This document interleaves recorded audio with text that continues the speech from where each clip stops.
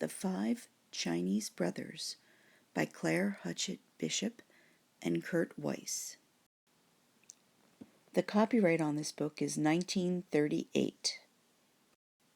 It was republished for a new audience in 1996.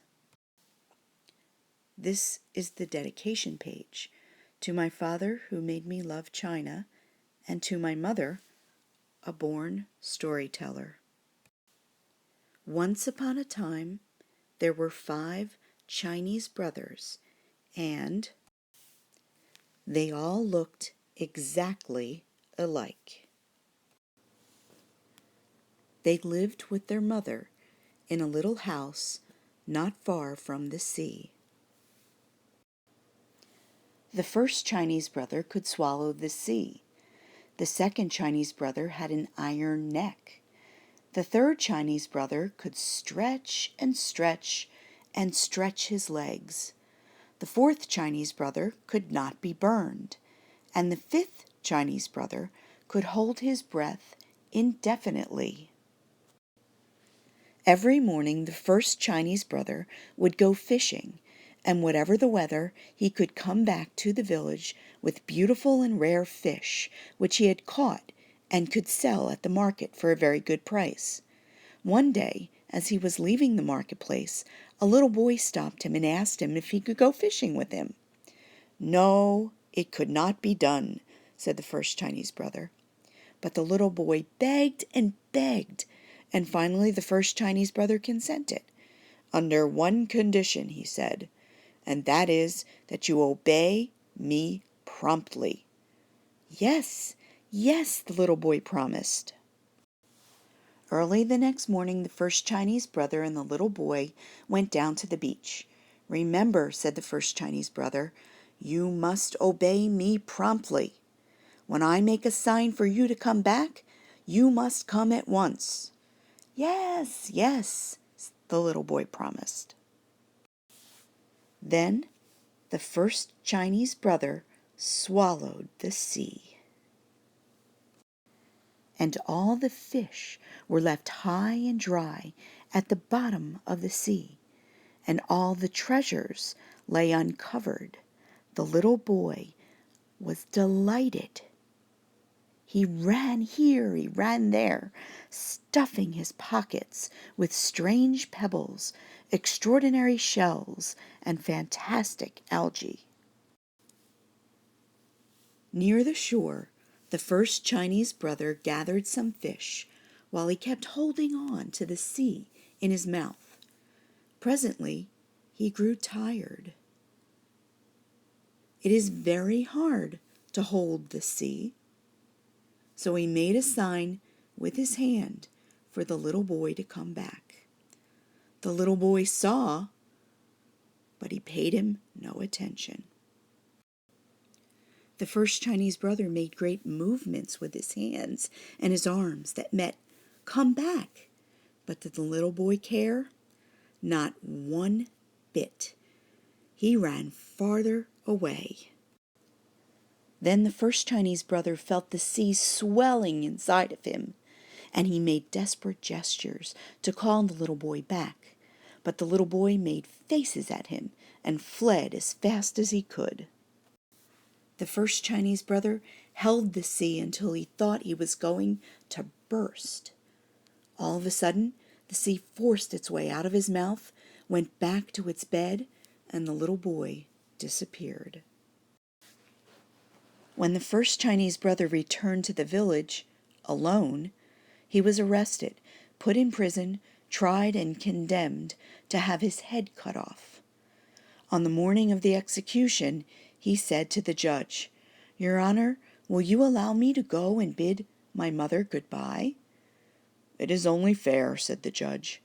So the first Chinese brother went home, and the second Chinese brother came back in his place. All the people were assembled on the village square to witness the execution. The executioner took his sword and struck a mighty blow. But the second Chinese brother got up and smiled. He was the one with the iron neck, and they simply could not cut his head off. Everybody was angry, and they decided that he should be drowned. On the morning of the execution, the second Chinese brother said to the judge, "Your Honor, will you allow me to go and bid my mother goodbye?" "It is only fair," said the judge. So the second Chinese brother went home, and the third Chinese brother came back in his place. He was pushed on a boat which made for the open sea. When they were far out on the ocean, the third Chinese brother was thrown overboard. But he began to stretch and stretch and stretch his legs way down to the bottom of the sea, and all the time his smiling face was bobbing up and down on the crest of the waves. He simply could not be drowned. Everybody was very angry, and they all decided that he should be burned. On the morning of the execution, the third Chinese brother said to the judge, "Your Honor, will you allow me to go and bid my mother goodbye?" "It is only fair," said the judge. So the third Chinese brother went home, and the fourth Chinese brother came back in his place. He was tied up to a stake. Fire was set to it, and all the people stood around watching it.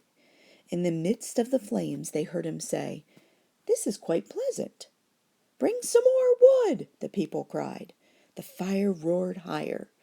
"Now it is quite comfortable," said the fourth Chinese brother, for he was the one who could not be burned. Everybody was getting more and more angry every minute, and they all decided to smother him. On the morning of the execution, the fourth Chinese brother said to the judge, "Your Honor, will you allow me to go and bid my mother goodbye?" "It is only fair," said the judge. So the fourth Chinese brother went home, and the fifth Chinese brother came back in his place. A large brick oven had been built on the village square, and it had been filled, all stuffed, with whipped cream. The fifth Chinese brother was shoveled into the oven right in the middle of the cream. The door was shut tight, and everybody sat around and waited. They were not going to be tricked again, so they stayed there all night and even a little after dawn to make sure. Then they opened the door and pulled him out, and he shook himself and said, "My, that was a good sleep." Everybody stared open-mouthed and round-eyed. But the judge stepped forward and said, "We have tried to get rid of you in every possible way, and somehow it cannot be done. It must be that you are innocent." "Yes, yes," shouted all the people. So they let him go, and he went home. And the 5 Chinese brothers and their mother all lived together happily for many years. The end.